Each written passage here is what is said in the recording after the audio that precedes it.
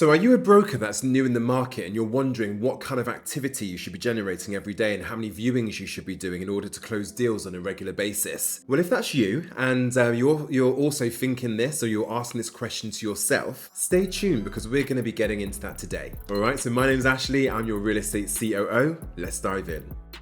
Welcome back to Your Real Estate COO. My name's Ashley and I'm here to help you level up your game. I'll be your Chief Operating Officer to your success. Let's dive in. Right, okay, so questions I often get from teams that I manage when I'm going through training with them, or even on my social media. Some of you guys reach out to me and ask this question. What should I be doing every day in terms of activity? How many viewings should I be doing? How many properties should I be showing clients? What do I need to do in order to close deals? So we're gonna go right back to the beginning. So, activity-wise, you should be really receiving or doing viewings every single day. Now, I always say when you're driving to the office, you want to be thinking about these following things. How many calls I want to make that day? How many prospects or database I want to add to my CRM system that day? How many live listings I want to find?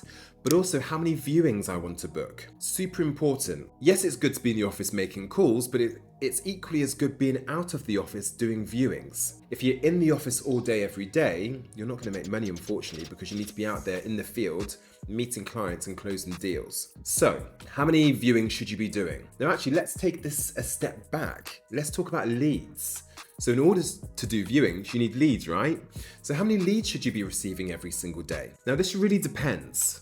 In rentals, you should be receiving 1, 2, 3 leads a day. Again, depending on the location that you're working in. If you're working in an apartment location where the rents are from 70 grand upwards, maybe, you should be receiving leads every single day. If you're working in a villa community and the rents are maybe 400 or 500 grand, then you're probably gonna receive maybe 4 or 5 leads a week, hopefully, if they'll be good qualified leads. And sales, again, you wanna be aiming for at least 1 lead a day. Now, once you get those leads, you wanna make sure that you're qualifying them correctly. What I mean by that is you wanna make sure that they're not gonna waste your time. What I see brokers doing is they get so excited when they receive leads, they don't qualify their clients, they rush out and do a viewing and they end up wasting their time. I had a broker one time.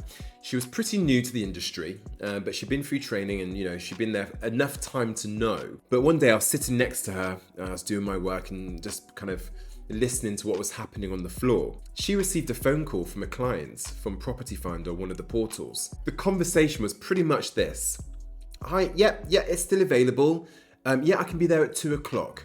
I'll see you there. Meet you outside. This is the building name. I'll meet you outside in the lobby. See you then. Put the phone down.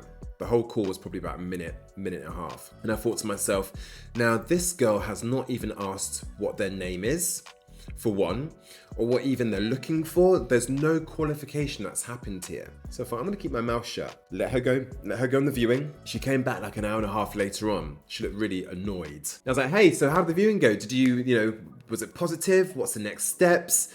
She was like, oh, they hated it. I was like, oh, why? Tell me, what's going on? She goes, well, the unit that I have is a road-facing unit, low floor, but they want a middle to high unit on a marina sea view facing floor or unit. And I was like, right, okay, this is kind of weird because I heard the call that you had with the client and you did not qualify them one bit.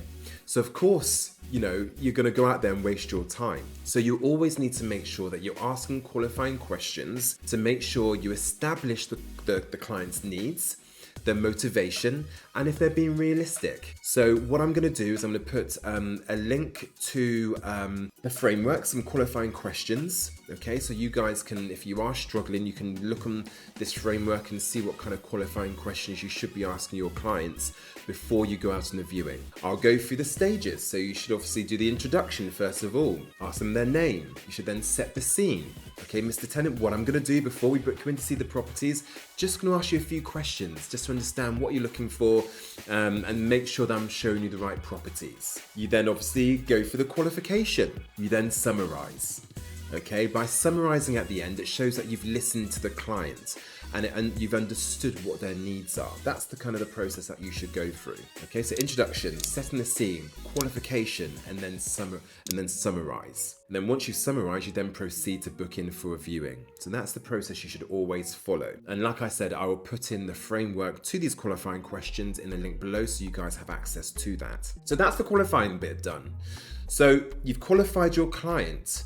Now, as we said, we're closing them to a viewing because every single client hopefully should close to a viewing. So how many properties should you be showing? You should never be showing one property to one client, that's for sure. Why is that? Because if you're going out to show them one property, the likelihood is that they're going to want to see more units after that property. They're going to want to compare. They're going to want to see a good unit, bad unit, one that's maybe slightly overpriced. You can't go out and show them one unit. So, yep, that's the one, I want to take it. That's probably only going to happen if you've been out with them before and you're meeting them for a second time or even a third time. By this point, you've homed in exactly what they're looking for. So one unit, one viewing should then do the trick. But if you're meeting the client for the first time, you should be showing them at least 4 units. So that gives them an idea of what they can get for their money, what's available in the market, and hopefully they're going to pick one. Again, there's going to be good units, bad units. There's going to be one that's, facing the road, one facing the park, one by the pool, one that's maybe a bit over budget. So you want to do a bit of a variety of properties. If you've only got one unit to show them from your own stock, make sure that you speak to your colleagues to see if they have anything on their books that you can show. Maybe they've got something off market that they haven't published yet. So always speak to your colleagues. Failing that, I would then definitely want to maybe reach out to some of your external agents. You should always have 2 or 3 external agents in your community that you can work with on a regular basis should you not have any stock in-house. Reach out to that network there. See if they have any units that you can potentially show. Hopefully they have, so you can then book in the client. Say to the client, look, I'll meet you at 4 o'clock today. I've got 3 or 4 options to show you. Give me an hour and I'll show you what I've got. Hopefully from that point, we can find you your perfect property and we can close it down today. So you definitely want to be showing them multiple units. And like I said, I would always have a wild card in my pocket. What do I mean by wild cards? Maybe I've shown them the 3 or 4 units. Maybe they've not been blown away by them. I would always have a wild card in my pocket, meaning a property that pretty much ticked all the boxes, but it's slightly over budget. So I'd always leave this to very last minute. So if I'd shown them all the properties, if they hadn't liked what I'd shown them, I'd then pull out the wild card. Listen guys, before we go, I've got one more property to show you. I wasn't going to show you today, but I think it's time. Not going to tell you too much about what it is, but let's jump in the car and let's go. I know you're going to love it. 9 times out of 10, they're going to love the property because it's everything that they want. But of course, what people want is normally what they can't afford. So they have 2 options. They can either dig a bit deeper in their pocket and, find the extra cash to put towards the property, or they have to discard it straight away. In most cases, people will always try and find the extra cash. I even did it with this house that I'm living in now. When I was looking for a property, I saw many properties and I had a budget. And I was like, I'm not going to go above this budget, not by 1 single dirham. I saw multiple properties. All the properties I was seeing, I was just not liking. Saw this property, the agent took me here, fell in love with it, had everything that I wanted and more. But of course it was above my budget. So I had to dig a bit deeper to make it happen. But there was no way I was walking away from it because I've seen so many properties that I knew that this had to be the house that I had to have. So I made it work. So again, most people, if they see something they love, they're going to want to get it and they're going to find that cash from somewhere. So always make sure and do that. But also with your clients, if you are showing them properties and you've qualified them correctly, okay, so you've gone through the qualifying questions. And what I used to do is I had a big booklet. I had a big book. It was like a notebook that I had that went everywhere with me. And I would have, every day I'd date it at the top. So every day I had a date and I'd write all my notes. So normally I'd have all my clients that I'd register. Yes, they're in the CRM system, but I'd write a little summary of what the client name is, what they're looking for, their number, just a bit of a brief. That then went with me. So before I'd go on the viewing, in the car, before the viewing started, I'd just quickly go through my brief to make sure I know who the names are, what they're looking for, and then I'd go and do the viewing. If I'd shown them a lot of properties and nothing's hitting the boxes or ticking the boxes, or they're not giving me what I feel like they should be giving me in terms of feedback, I would always revert back to our first initial call. listen guys, I've shown you multiple properties now. I'm not seem to be getting what we're looking for, but from what you've told me, you were looking for X, Y, and Z. I've shown you this. So what have I got wrong? Okay, what are we missing out here? Do we need to go back to the drawing board? Do we need to realign our expectations? Do we need to spend a bit more money? Do we need to look in different locations? Maybe the money's not matching what the location is offering. So again, always kind of revert back to the qualifying questions as well, as a kind of a go-to. And don't be scared to challenge your clients, because sometimes they don't understand what they're looking for. Sometimes you have to kind of bring it out of them. I've kicked people out of my car before. I was showing this couple around the community that I was working in, and I was showing them so many properties, and every property was nice. Oh, it's nice. Oh, I like it. Oh, it's nice. I literally stopped the car. I was like, listen guys, not being funny, but every property in this community is nice. Okay, it's brand new, it's high quality, they're all great. But if I'm gonna find you the property that you wanna live in, you've gotta give me something here, guys. Okay, we gotta get somewhere closer to finding that property. Not every property is nice. You can't say every property is nice. So I was like, what I'm gonna do, let's stop this viewing right now. I think you guys need to go away. Here's the details of what we've seen today. I've shown you 5 properties today. One of them has to be the one. Go away, think about it. I'm not gonna show you anything else. And I'm going to call you again tomorrow, and hopefully we can have a bit of a decision. If you need to go back and see these units again, I'll happily do that. But what I've shown you is definitely what we need. So I challenged them. True to fact, the next day when I called them back for feedback, they're like, oh, do you know what? That third property you showed us, we actually want to go back and have a look at that one again, because that one was in a good location and it's a good price. We went back, they saw it again.